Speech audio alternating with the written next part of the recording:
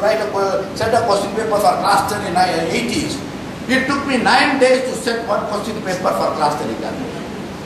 Today what happens in schools? Principal will ask, half-hourly question paper you are supposed to give today. Sorry sir, I forgot. Don't worry sir, I will give you afternoon. One free period, the teacher will go and just scribble the answer, the question paper and give. And people don't know why they are asking what they are asking, whether that's relevant to the curriculum. Please remember, we need to train our teachers. So when you talk about training of teachers, I am very happy that the center that you are going to have is not a mere teacher training center. It has to be a real R&D center for all your the resources that you are having is amazing, and that you can recycle that and to have an R&D center, and then you put it across. And you need to train the people. You know, training people to evaluate questions is very difficult. The most difficult thing is to ask a question on for LKG. Not for 12th class. And one other dimension which is coming today, which as global partners we should know, the pedagogy is totally shifting towards multiple intelligences. Schools are adopting on pedagogy based on how to teach a particular content depending upon the multiple intelligences of Howard Gardner. I mean, many schools are working, I am aware. Can you design a question paper for class LKG and UKG where you can base questions based on multiple intelligences? Amazing. I started an exercise that I was so thrilled by doing that, and therefore we need to think a little differently. Why I am talking all these things is, when you talk about testing, evaluation, our mind works in that linear way. What we have been doing for the last 10 years, half midterm question, half-yearly question, that is, just like, the guard gives a signal and the train runs. Right? And that's exactly what happens. Please think, we need to think differently, contextually. Please, I'll just finish.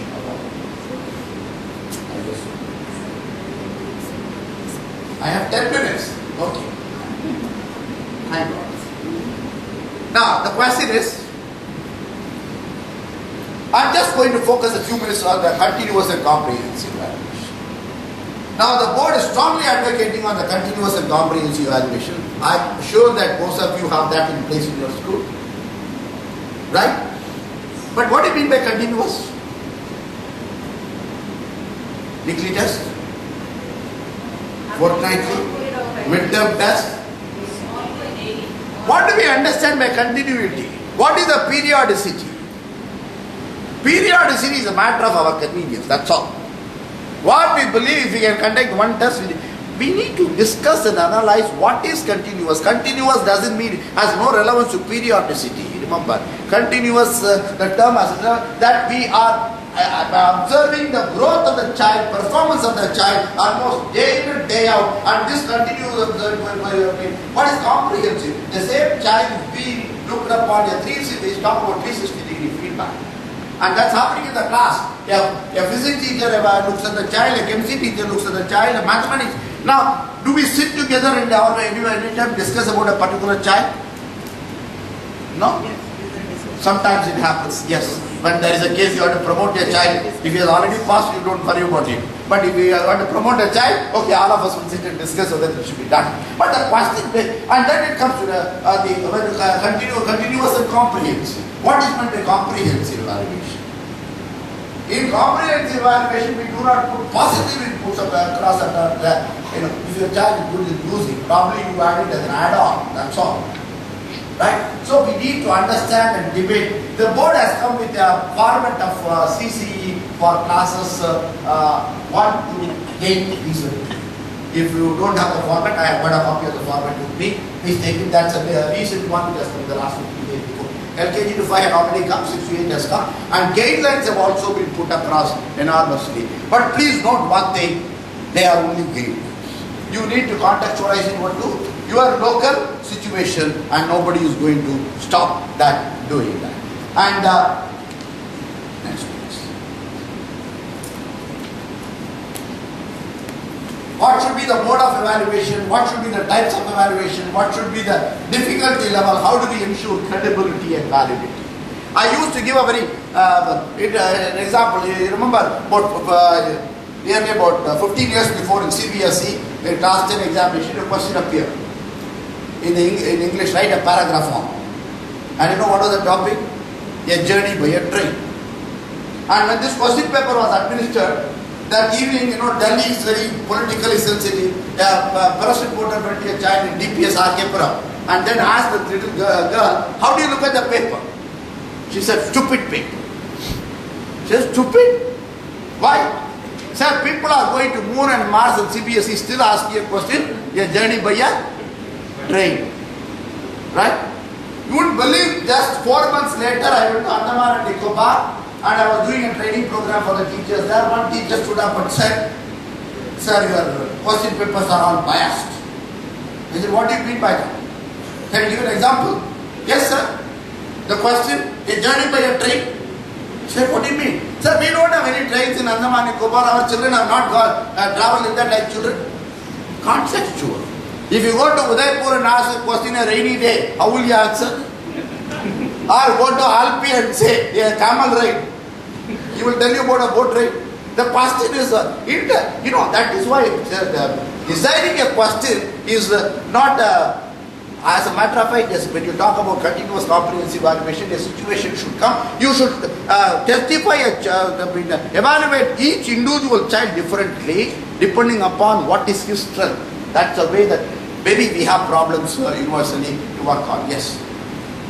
And then comes to report. Now the questions with that. What do we report? Why do we report? How do we report? When do we report? Please ask yourself these questions. Number one, very often the reporting procedures are very damaging to the growth of the child. Negative inputs. Right? Is there a philosophy of reporting? What are the terminologies that you are using in reporting? These are things which you need to sit down. There are people who already worked on that. Well, I think I must stop there.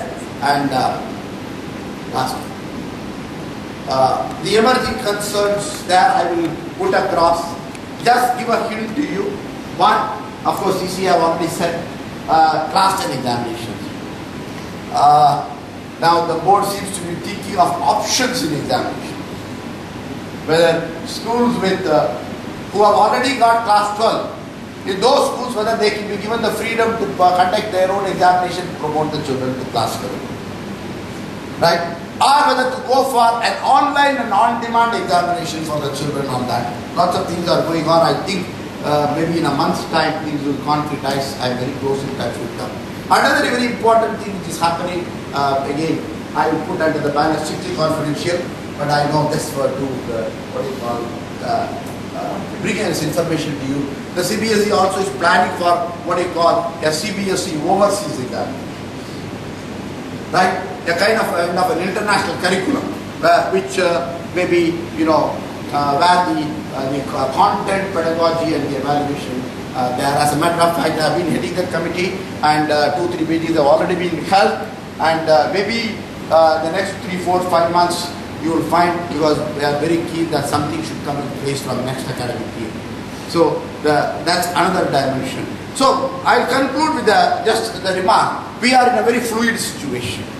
Number one, but whatever CBSE does is it's impactful on us. Let's leave it at that. But as an organization today having 14 schools, 15 schools, because today, there is a craze for people. When people come to talk to me, they say, Balaji, I want to start 200 schools. Nobody talks of 1 school, 2 schools. People talk about 100 schools, 200 schools, and every industrialist wants to pour money into the situation there. And when just yesterday I was in one of the very typical villages in Tamil Nadu. I was going by car. I was shocked with the infrastructure of some of the matriculation schools which are globally competent. Shocked with the infrastructure. So hardware is not a problem. Hardware is not going to define what your school is, but the software, that is the pedagogy, that's your teacher. Remember, friends, whether you are a primary teacher, whether you are a coordinator, whether you are a principal, whether you are an administrator, the 2 mantras of our existence today is currency and competence. Am I current? Right? If I am not updated to the class, I am just simply thrown out by my child, nobody else. Current. Second is competence. Your PhD, your MSc is only a passport to the profession, not a visa. Please go back and just thank you very much.